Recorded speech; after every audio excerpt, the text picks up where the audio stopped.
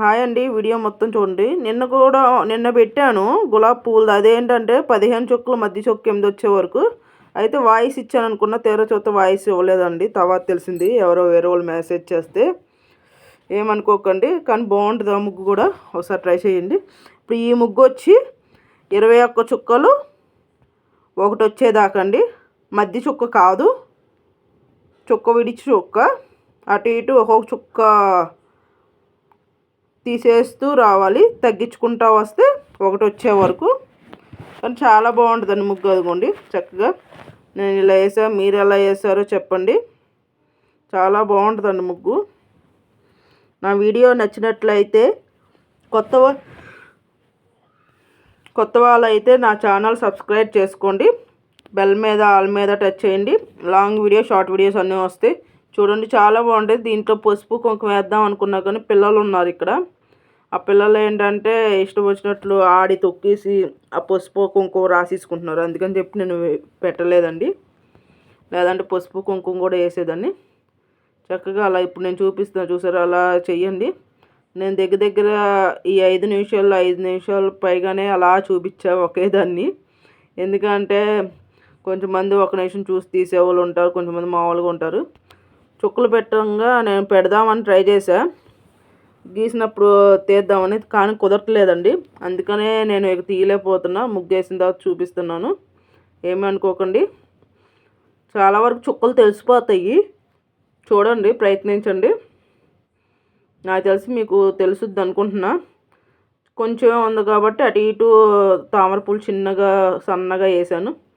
ముగ్గు ఎలా ఉందో చెప్పండి. బాగుందా ఫ్రెండ్స్? ప్లీజ్ సపోర్ట్ చేయండి. అలాగే నేను లాంగ్ వీడియోస్ ఈ మధ్య అన్నీ ముగ్గులే పెడుతున్నాను.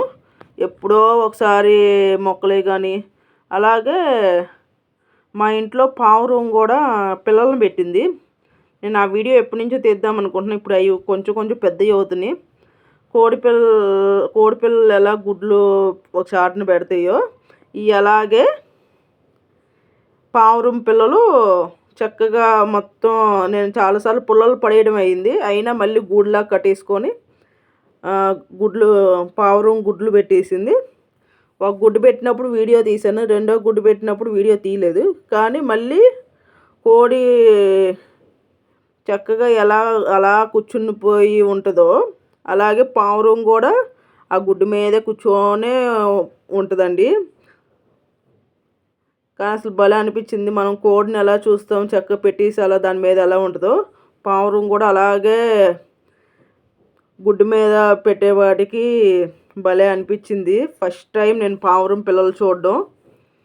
మా మొక్కల దగ్గర పెట్టింది కింద పావురం గుడ్డు. చాలా బాగుందండి. నేను ఆ వీడియో కూడా కంపల్సరీ లాంగ్ వీడియోగా పెడతాను, చూడండి. అది కూడా చాలా బాగుంటుంది. నాకైతే చాలా ఇదిగా అనిపించింది. చాలామంది పావురాలు పిల్లలు పెడితే పారేస్తూ ఉంటారు. ఏమో మళ్ళీ పిల్లలు ఎందుకు పారేయడం అని నేను వదిలేశాను.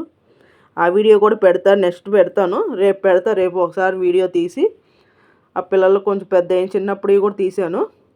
కానీ ఇప్పుడే ఎందుకులే అని చెప్పి నేను పెట్టలే. మొత్తం కలిపి ఎగిరే టయానికి లోపు నేను ఒక వీడియో పెడతానండి. ఇదిగోండి, ఇది మట్టికి 21 చుక్కలు ఒకటి వచ్చే వరకు అండి. మధ్య చుక్క కాదు, చుక్క విడిచి చుక్క 21 వచ్చే వరకు. చాలా బాగుంటుందండి. ప్లీజ్ నా వీడియో నచ్చినట్లయితే లైక్ చేసి సబ్స్క్రైబ్ చేసుకోండి. బెల్ మీద ఆల్ మీద టచ్ చేయండి. లాంగ్ వీడియో షార్ట్ వీడియోస్ అన్నీ వస్తాయి ఫ్రెండ్స్. సపోర్ట్ చేయండి. మీ అందరికి కూడా నచ్చుద్ది అనుకుంటున్నాను నేను. అసలు చాలా బాగా వచ్చింది ముగ్గు కూడా, చూసారా?